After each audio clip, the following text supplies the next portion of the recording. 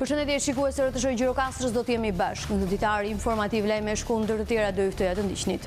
Bashkia e Përmetit ka përcaktuar prioritetet për vitin 2026 me fokus për mirësimin e infrastrukturës rrugore dhe shërbimeve publike. Investime të rëndësishme parashikohet në menaxhimin e mbetjeve dhe ndriçimin publik. Viti 2026 pritet të jetë viti investimeve madhore në Sarandë dhe Ksamil me fokus zhvillimin e turizmit cilësor dhe të qëndrueshëm. Projektet kryesore përfshin ndërtimin e rrugës së 6, zgjidhjen e parkimeve, përfundimin e ujësjellësit nga burimet e Taxatet dhe zgjerimin e hapësirave për këmbësorët. Rreshjet e dendura dhe temperaturat e ulta po vështirësojnë jetën e blegtorëve në zonat rurale në fshatin Valare. Blegtori Pilo Fuqi përballet çdo ditë me motin e ashpër për të kujdesur për rreth 200 krerë bakti. Sot shënohet 558 vjet nga vdekja e heroit kombëtar Gjergj Kastriot Skënderbeu. Në këtë kuadër Bashkia e Gjirokastrës organizoi një sër aktivitetesh kulturore, ku në qendër ishte figura e Skënderbeut dhe gjurmët që ai la gjatë jetës së tij heroike. Për këto dhe të tjera juftoj të në ndiqni në minut në vim, do t'i shohim tashmë më gjërësisht. Bashkia e Përmetit ka përcaktuar prioritetet për vitin 2026 me fokus për mirësimin e infrastrukturës rrugore dhe shërbimeve publike. Investime të rëndësishme parashikohet në menaxhimin e mbetjeve dhe ndriçimin publik, ndërkohë që sipas kryebashkiakes Alma Hoxha, synimi është përmirësimi i cilësisë së jetës dhe zhvillimi i qëndrueshëm të zonës. Me synim për ta kthyer Përmetin në një qytet me shërbime më cilësore dhe infrastrukturë moderne, Bashkia ka përcaktuar prioritetet e saj për vitin 2026. Fokusi kryesor mbetet përmirësimi i rrugëve urbane dhe rurale, si dhe rritja e standardeve të shërbimeve publike dhe sociale. Gjatë vitit 2026, sigurisht që prioritet do ngelen shërbimet publike, pastrim, gjelbërim, rrugë rurale, sistemi i vaditjes, pyjore, pa anashkaluar edhe investimet të tjera infrastrukturore që kanë të bëjnë me sistemin rrugor, urban apo rural. Vëmendje veçantë do t'i kushtohet dhe projekteve të mëdha infrastrukturore, si menaxhimi i mbetjeve dhe ndriçimi publik. Eficienca e energjisë ngelet një nga prioritetet e Bashkisë së Përmetit. Jemi duke përgatitur edhe projekte të tjera, me të cilat ne do të aplikojmë në të gjitha thirrjet që do të hapen nga ministri të ndryshme, por jemi dhe të përgatitur për të aplikuar edhe në thirrjet e ndryshme që do hapen nga Bashkimi Evropian apo nga donatorët e tjerë. Një tjetër prioritet mbetet mbështetja e bizneseve lokale, veçanërisht atyre të lidhura me turizmin, si një motor zhvillimi për ekonominë e zonës. Mbështetje për zhvillimin social-ekonomik lokal, veçanërisht për bizneset e vogla, njëkohësisht dhe zhvillimi i turizmit dhe promovimi i vlerave turistike që kjo zonë i ka të konsiderueshme. Vëmendjet e veçanta do të ketë edhe për zonat rurale dhe për fermerët. Me këto investime dhe projekte të planifikuara, Bashkia e Përmetit ka si qëllim që viti 2026 të sjellë përmirësime konkrete në jetën e qytetarëve dhe zhvillim të qëndrueshëm për të gjithë zonën. Viti 2026 pritet të jetë vit i investimeve madhore edhe në Sarandë dhe Ksamil me fokus zhvillimin e turizmit cilësor dhe të qëndrueshëm. Projektet kryesore përfshin ndërtimin e rrugës së 6, zgjidhjen e parkimeve, përfundimin e ujësjellësit nga burimet e Taxatit dhe zgjerimin e hapësirave për këmbësorët. Investime të rëndësishme parashikohen edhe për projektin e Ekocampus si dhe për infrastrukturën dhe bujtifikimin e Ksamilit, duke synuar një zhvillim afatgjatë të zonës. Viti i ri që sapo ka nisur Sarandës dhe Ksamili do t'i përgatisë dhe do t'i japë zgjidhje të mëdha për turizëm cilësor dhe të qëndrueshëm. Kjo pritet që të arrihet përmes investimeve madhore të cilat kryetari i Bashkisë Oltion Çaçi tregon se nisin me bërjen e Sarandës me një rrugë të gjashtë. Kjo rrugë e re, sipas tij, i jep pjekëgjatësi zhvillimit ekonomik të qytetit të paktën për 30 vite të ardhshme. Zgjidh përfundimisht gjithë problemet e mobilitetit të qytetit, por jo vetëm kaq, i jep qytetit një gjatësi në zhvillimin ekonomik për të paktën 30 vjet të ardhshëm, sepse shliron një potencial ekonomik shumë i madh për të gjithë ata njerëz që kanë sot trojet atje tek ajo rrugë, edhe çoj atë sepse është investim i madh, si në vlerë, por edhe në potencial ekonomik. Duke pranuar se parkimet janë një problem i mpreti Sarandës, sidomos gjatë sezonit turistik që vjen duke u zgjatur në kohë, përveç parkimit publik që është në përfundim në qafën e gjashtës, kryebashkia Kuçaçi thot se këtë vit është edhe opsioni për të ngritur një stadium në Vrion dhe në atë ekzistues të investohet për 3 kate parkim nën tokë, me idenë që t'i shtohet qytetit edhe një qendër tregtare e munguar. Kemi edhe një opsion për të ndërtuar një stadium në Vrion.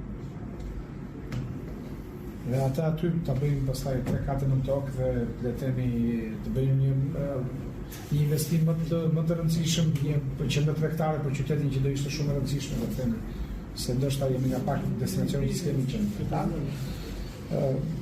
Si zonë është zona më optimale sepse lidh rrugën e 4, rrugën e 5, rrugën e 6 shkojnë direkt atje dhe është pothuajse 2 minuta, 3 minuta me këmbë nga qendra e qytetit, nga bulevardi. Viti 2026 shpremtohet se do të jetë edhe viti i përfundimit të projektit që do t'i jap Sarandës ujësjellsin me rrjedhje të lirë nga burimet e Tatzatit. Këtë vit ne kemi diskutuar dhe jam i bindur që mbarojmë projektin e ujësjellsit, e furnizimit me ujë me vetërrjedhje nga Tatzati. Besoj në fund vitit do kemi një zgjidhje përfundimtare, le të themi.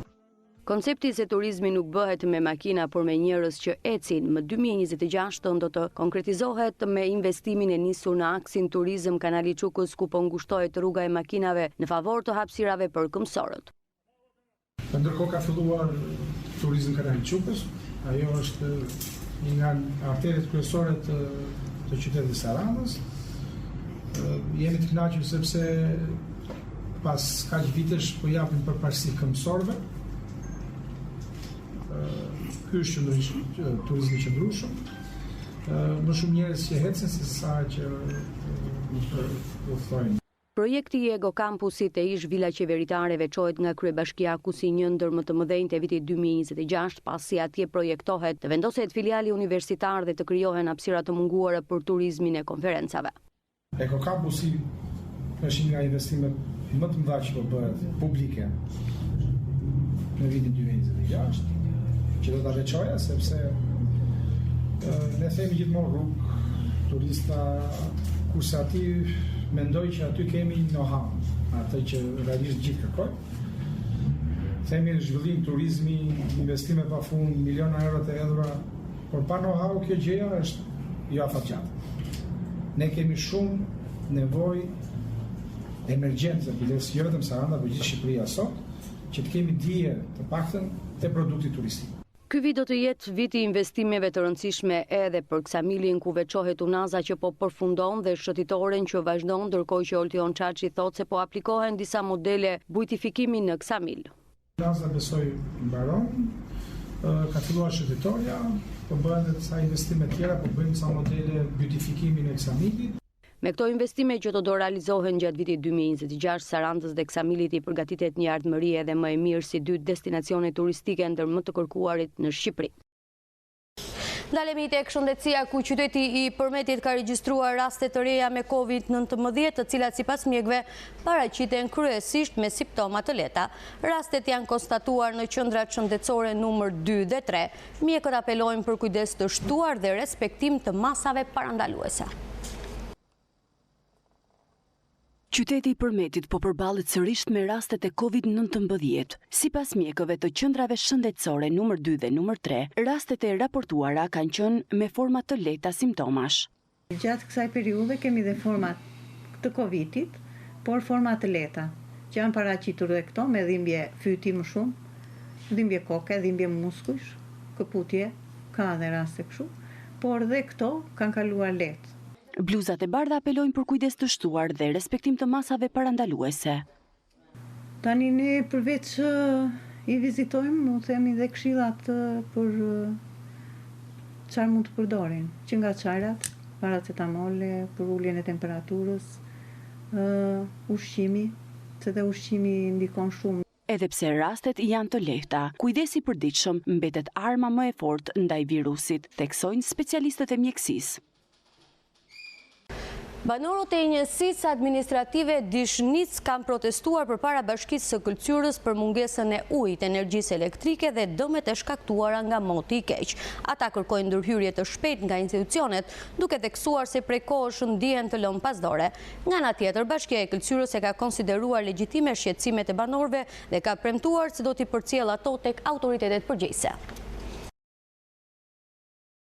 Shirat e ditëve të fundit kanë sjellë problematika në disa zona të Bashkisë së Kulturës duke ndikuar në infrastrukturën rrugore dhe në ofrimin e disa shërbimeve publike. Situata ka prekur kryesisht zonat malore ku banorët e fshatit Katundish dhe fshatrave përreth raportojnë vështirësi në furnizimin me ujë të pishëm dhe energji elektrike. Përballë kësaj situate, banorët janë mbledhur përpara godinës së Bashkisë së Kulturës për të kërkuar ndërhyrje dhe përmirësimin e këtyre shërbimeve. Ata shprehen se problematikat janë të hershme, por rreshtet e fundit i kanë përkeqësuar edhe më tej duke sjellë dëme në rrjetet ekzistuese dhe duke rënduar kushtet e jetesës. Se ne s'kemi drita në fshat.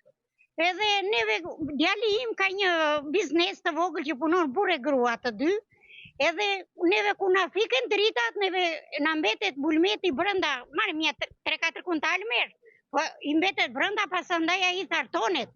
Ne kemi dalë për të gjitha, për ujë, për drita, për komplet, për rrugët. S'ka asnjë gjë.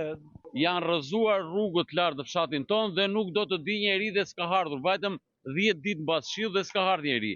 Dritat na vinë na iki kur u do qefi. Ne kërkojmë që të jepet një zgjidhje ndac nga bashkia, ndac nga OSHE-ja. Dhe këto janë problemet që gjithë banorët që kanë ardhur këtu, ka dhe shumë të tjerë që janë në moshë që nuk vinë dot dhe kërkojmë që një zgjidhje. Lidhur me këtë situatë ka ardhur edhe një reagim nga Bashkia e Kulturës. Nënkryetaria e Bashkisë Albiona Hoxha ka deklaruar se kërkesat e banorëve janë të drejta dhe të ligjshme, ndërsa theksoi se një pjesë e problematikave kërkojnë ndërhyrje nga institucionet përgjegjëse në nivel qendror. Nuk është kompetencë e Bashkisë Kulturës. Megjithatë, bashkia do ta përcjellë drejt drejtorisë rajonale për ta trajtuar dhe për ta zgjidhur sa më shpejt këtë problematikë. E njëjta gjë vlen edhe për problemin që ka shprehur lidhje me ujin, që sipas ndryshimeve ligjore të viteve të fundit, i takon drejtorisë rajonale të ujësjellësit. Edhe këtu do të ndjekin të njëjtat hapa. Lidhur me problemet që kanë shprehur për infrastrukturën, informojmë se është realizuar mbledhja e fundit e Këshillit me Këshillin Bashkiak të Kulturës, ku ka kaluar buxheti dhe janë duke u parë të gjitha mundësitë për të adresuar këto problematika, duke patur gjithmonë parasysh edhe se bashkia jonë është një bashki e vogël. Nga ana tjetër, institucionet vendore bëjnë të ditur se situata po monitorohet, ndërsa banorët shpresojnë në një zgjidhje sa më të shpejtë për rikthimin në normalitet të zonës. Rreshjet e dendura të ditëve të fundit dhe temperaturat e ulta po vështirëson jetën e blegtorëve të zonave rurale. Në fshatin Valare, blegtori Pilo Fuqi përballet çdo ditë me motin e ashpër për të kujdesur për rreth 200 krerë bagti. Nevojat për ushqim dhe për kujdesje janë shtuar, ndërsa shpresa mbetet te përmirësimi i kushteve atmosferike.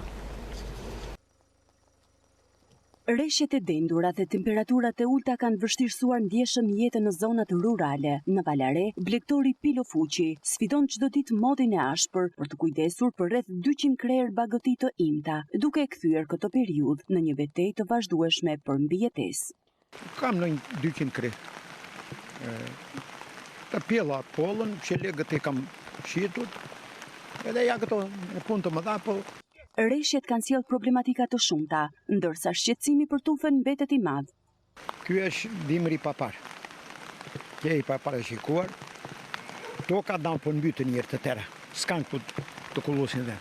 I ushqejmë brenda me bazë ushqimore që kemi, vetëm me ato. Zarar deri tani s'kemi patur, po sa vete koha bën akoma më keq.